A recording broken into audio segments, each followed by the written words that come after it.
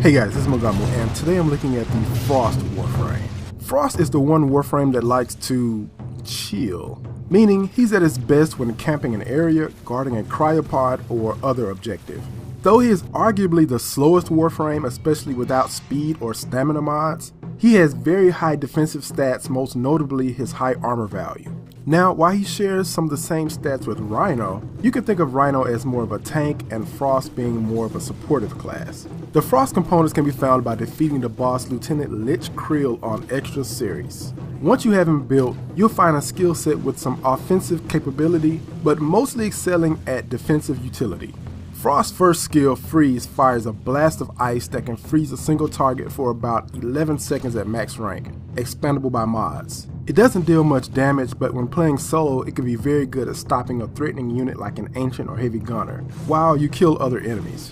However, it loses its value in co-op play because gunfire can cause the enemy to unfreeze, so stick to using this in solo. Freeze is affected by the focus and duration mods. Ice Wave sends a wave of ice damage into a group of enemies. It deals a much more amount of freeze damage, and it will hit multiple enemies in its path. Best uses I've found is through doorways or narrow hallways and passages where enemies group up. Now, this is really good at hitting a group of infested, however its damage is more effective versus Corpus, well, mainly shielded enemies. Ice Wave can do a pretty good amount of damage with the focus mod, and the wave will travel further with stretch mod. Now, Freeze and Ice pale in comparison of actual usefulness with Frost's third ability, Snow Globe. Snow Globe creates a 30-second bubble of protective ice around an area, keeping gunfire out and slowing any enemies who enter the globe. This skill is especially good for protecting an objective from Grineer and Corpus gunfire, but you can also shoot out of the globe, making it the ultimate camping skill. Now, some enemy damage can penetrate the globe like Railgun Moas or Grineer Napalm, so put the sandwich down and get back to work. Snow Globe is affected by the duration mod and also range mods, but don't make the Snow Globe too big. It can let too many enemies in or even block your teammates' gunfire.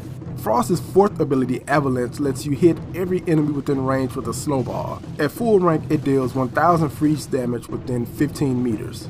Now, 1000 cold damage is impressive at low levels, especially versus Corpus and shielded enemies, but higher level enemies won't take nearly as much damage for the energy cost. However, the momentary stun it causes can be useful. Now, this is not nearly as effective as, say, Nyx's Chaos or Vauban's Bastille, but it works in a tight situation if needed. Avalanche is affected by focus and stretch mods. Now, just as a basic build to get you started as far as running missions, you can add redirection for shields, streamline and flow for energy capacity, focus for more damage, which goes well with the Squall helmet, and you can even use energy siphon with this basic build.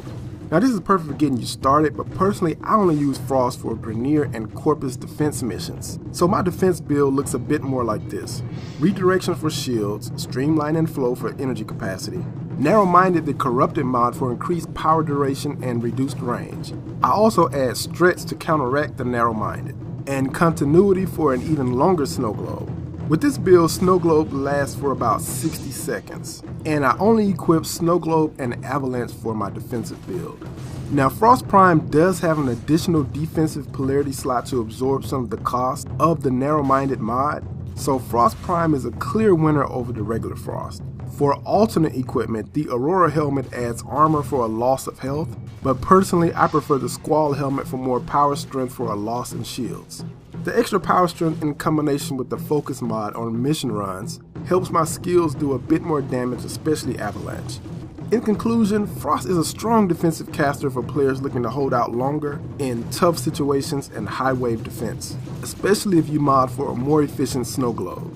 But just be careful with those range mods. Too much stretch mod and you could end up with something like this, or too much narrow-minded and you could, well, end up with something like this. Remember, it's not the size of the snow globe that matters, it's how you use it.